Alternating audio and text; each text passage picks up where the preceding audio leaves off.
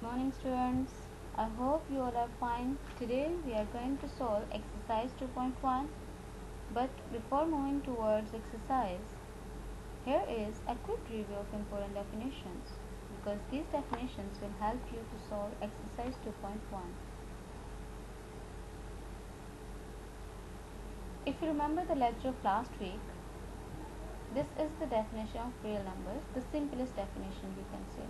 The number that can be plotted on a number line is called a real number. So all you know about the number line is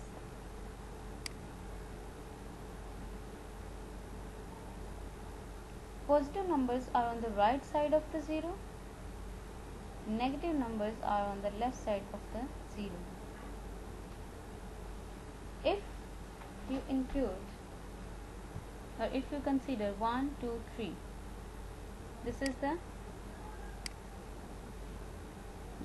natural numbers. Do you remember the definition of natural numbers? The numbers 1, 2, 3 which we use for counting certain objects are called natural numbers, denoted by n. If you include 0 in the set of natural numbers, the resulting set will be whole numbers. It is denoted by W.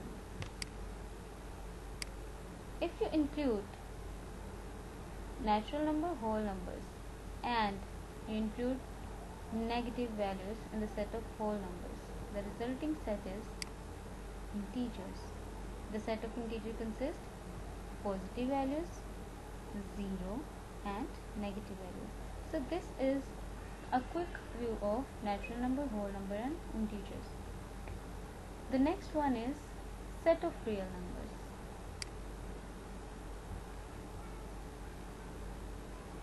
Any idea about the real number set? Yes. So we have two types of sets of real number. The first one is rational number. What is meant by rational number? All numbers of the form of p over q.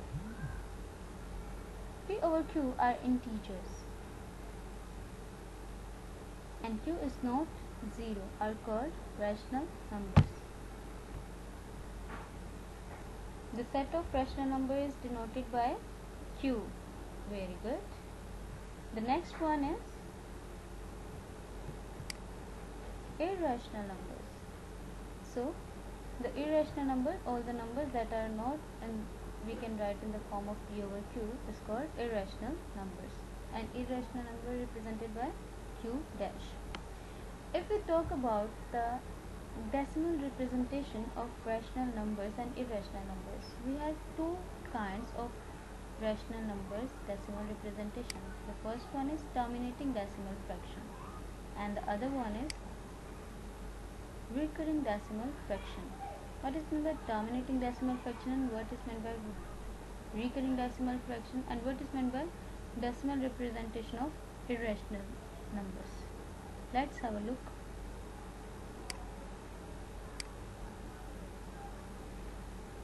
Terminating fractions in which there are finite number of digits in its decimal part,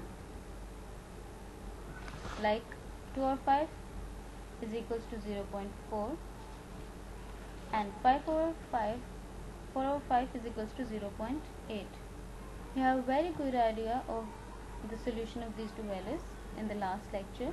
So in simplest words we can say that जिसमें numbers की कोई हद मुकर्रर हो, ऐसे fraction जिसमें numbers की कोई हद मुकर्रर हो, that is called terminating decimal fractions. Is it clear? Good. The next one is recurring or non-terminating decimal fraction. The decimal fraction in which some digits are repeated again and again in the same order in its decimal part is called a recurring decimal fraction. Like here, in decimal part 2, 2, 2 and so on, and there's 3, 6, 3, 6, 3, 6, 3, 6, 3, 6 and so on. So it's showing a pattern. Either it is a similar number or a group of numbers. Is it clear? This is the recurring decimal fraction, and both are included in rational numbers. The decimal representation of irrational numbers. So, the decimal representation of irrational numbers are neither terminating nor repeating in blocks. The decimal form of an irrational number would continue forever and never begin to repeat the same block of digits like this.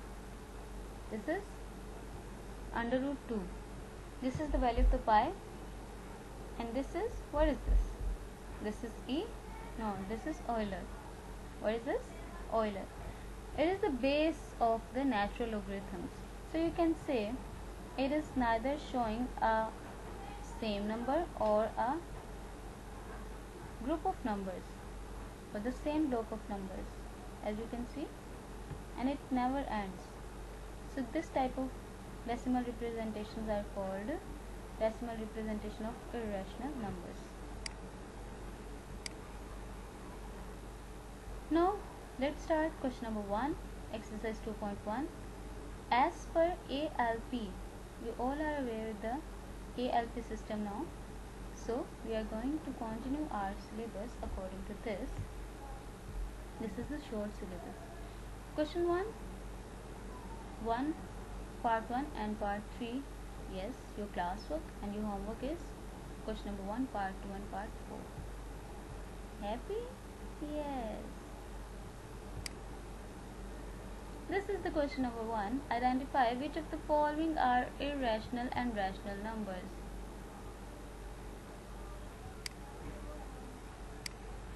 So, dear students, this is basically your question.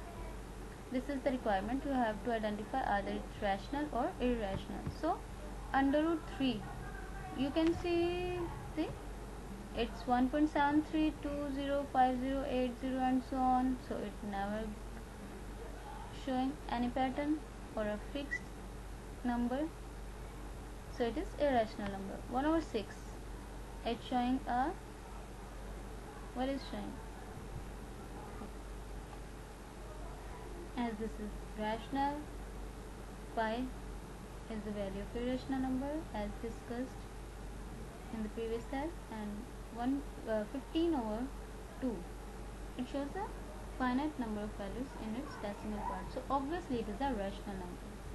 So it is a quick review of the question number 1. So this is all about today's discussion. I hope you got all the lecture. Stay blessed. Thank you very much.